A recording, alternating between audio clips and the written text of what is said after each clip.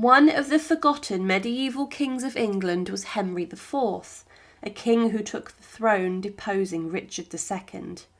His actions later led to the Wars of the Roses of the Houses of Lancaster and York would fight for the crown. But throughout his reign, Henry encountered a number of problems and rebellions, including the serious one involving Henry Percy or Henry Hotspur.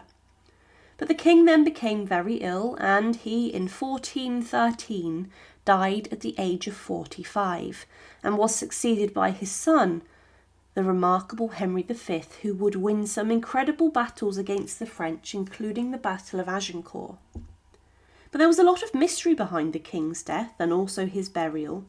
But the king's coffin was opened a number of times and what they found was remarkable. Henry Bolingbroke, as he was known at birth, was born in the April of 1367 inside of Bolingbroke Castle. But he was the son of John of Gaunt, the third son of King Edward III. Gaunt was a very powerful and wealthy knight and politician, and Henry's mother was Blanche of Lancaster. But the king at the time was Richard II, and Henry got involved in rebellions against the king, but he escaped punishment despite a number of other rebellious barons being executed or sent to exile. Henry then spent a year supporting a siege in Europe, but he became a feared and powerful military leader and commander. And he also went on to pilgrimage the Holy Land, and he wanted to later free Jerusalem, but he did not achieve this. But his relationship with the king was strained and Henry was banished from the kingdom. In the February of 1399, his father, John of Gaunt, died. But Richard II did not allow Henry to inherit his father's vast wealth and land, but rebellion would then emerge. Henry then met with another exiled man, Thomas Arundel, who was the former Archbishop of Canterbury. They planned a return to England when Richard II was in Ireland campaigning, and Henry then attacked, leading a military campaign, taking land from those who did not support him, and he told his soldiers to raze much of Cheshire to the ground. The claim that he wanted to reclaim his rights as the Duke of Lancaster, but he gained so much support he could then have himself proclaimed King Henry IV. And he then managed to even imprison King Richard II, with him then being starved to death in prison. Henry IV was crowned and coronated on the 13th of October 1399 inside of Westminster Abbey, and the new king then months later put down a rebellion aimed to assassinate him. He knew his reign would be difficult, and he spent much of his time on the throne defending himself from attack. His first major problem was to deal with the deposed Richard, and it's believed, as mentioned, he was killed upon the orders of Henry IV, who saw him as a significant threat to the new throne. It's believed that Richard did not suffer a violent death, as his skeleton showed no signs of violence when looked at, but his body was then placed on public display to dispel rumours that the new king Henry had killed him. There were further rebellions, including the revolt of Owen Glendower, who claimed he was the Prince of Wales, and he managed to put these down, as well as rebellions by a renowned knight, Henry Hotspur. Henry IV's eldest son during the battle with Hotspur was wounded by an arrow to the face, but as time passed, more rebellion emerged. Also, in the final years of his life, Henry suffered a number of serious health issues, which included a skin disease, and he also suffered very serious bouts of illness in the early 1400s. He paid for the best doctor to be with him at all times, and some have claimed that his skin disease may have been leprosy or maybe psoriasis or something else.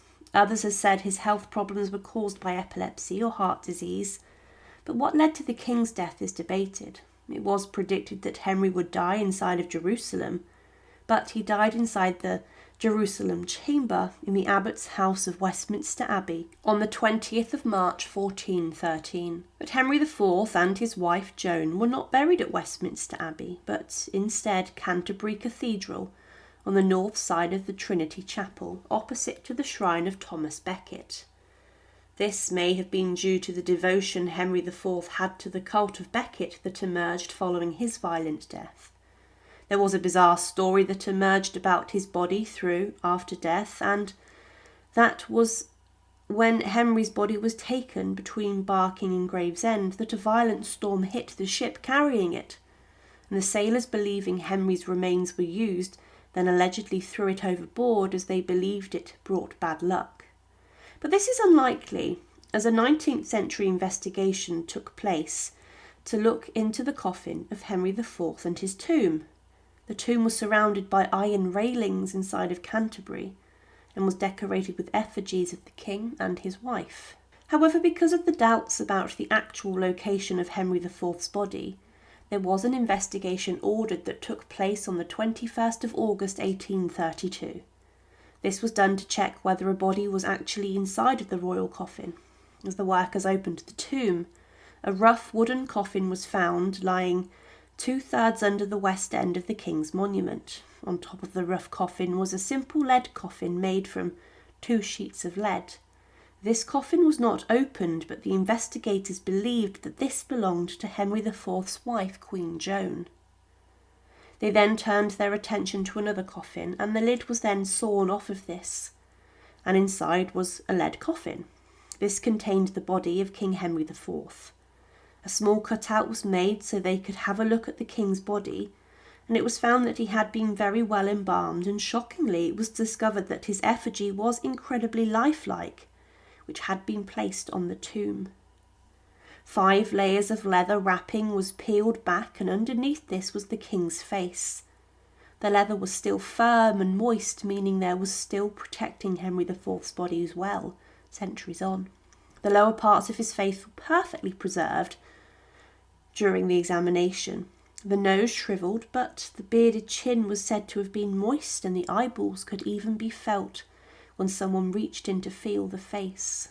After this, the wrapping was then replaced and the coffin was resealed, and it was confirmed that these were Henry's remains.